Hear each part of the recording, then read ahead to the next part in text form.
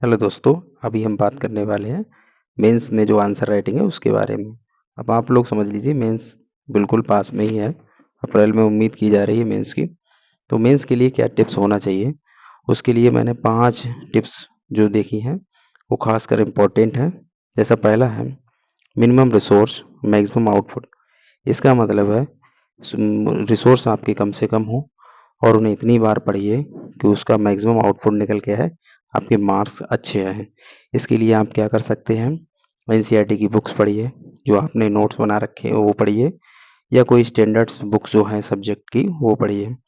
ये नहीं कर सकते हैं कि किसी को 4 लाख 5 लाख में ठेका दे रखा है, बैच ज्वाइन कर लिया है, किसी का फाउंडेशन कोर्स ले रखा है और उसी को ठेका दे रखा है, वो सारी तैयारी कराएँ। नहीं, अपने आप भी मेहनत करनी पड़ेगी, खुद से मेहनत करेंगे तभी मेंस निकलेगा। तो दूसरा इसका दूसरी टिप्स देखते हैं क्या है। दूसरे नंबर पे आता है डेली आंसर राइटिंग। साथियों, आंसर राइटिंग डेली करनी है आपको। बिना लिखे आपको लिख नहीं मिलेगा वहाँ पे 20 क्वेश्चन अटेम्प्ट करने होते हैं हर पेपर में और एक दिन में 2 पेपर होते हैं। तो इसलिए अभी शुरुआत में थोड़ा कम मेहनत करेंगे तो मिनिमम 2 क्वेश्चन आपको डेली लिखना है। 2 क्वेश्चन में आप कोशिश करिए कि एक शब्द 125 शब्दों का हो और दूसरा शब्द 200 शब्दों का हो। दूसरा क्वेश्चन 200 शब्दों का हो। जो 125 शब्द वाला प्रश्न है उसे 7 मिनट में करने की कोशिश करिए और जो 200 शब्दों वाला है उसे 11 मिनट में करने की कोशिश करिए। लिमिटेड टाइम में आप करेंगे, आपकी हैबिट हो जाएगी उसी के हिसाब से। तीसरी टिप्स क्या है इसकी, ये भी देख लेते हैं। तीसरी टिप्स है प्रीवियस ईयर क्वेश्चन।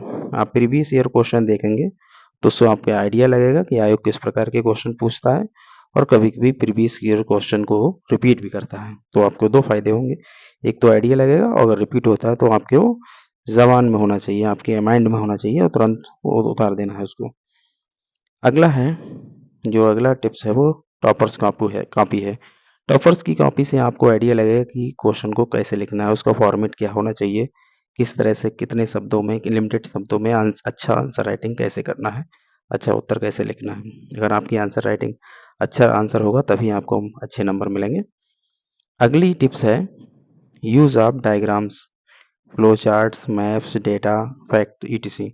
इसका मतलब आपको जहाँ ज़रूरी लगे वहाँ पे डायग्राम या फ्लो चार्ट हो गया या वो मैप हो गया या डेटा हो गया या कोई फैक्ट है, जहाँ ज़रूरत लगे ज़रूरत के हिसाब से आपको उसमें ऐड करना है। ये नहीं है कि ज़बरदस्ती यहाँ पर लगाया हुआ है। आपका उत्तर इतना अच्छा लगना चाहिए, जितनी ज़रूरत हो उतना लिखें, जितनी ज़रूरत पूछी जाए, जो पूछा जा रहा है वही सटीक लिखें, जितनी ज़रूरत है उतना ही डायग्राम बनाएँ, ओवर नहीं लगना चाहिए कोई चीज़। अगर आप दोस्तों ये 5 टिप्स अपनाते हैं तो यकीन मानिए आपका पेपर बहुत अच्छा होगा।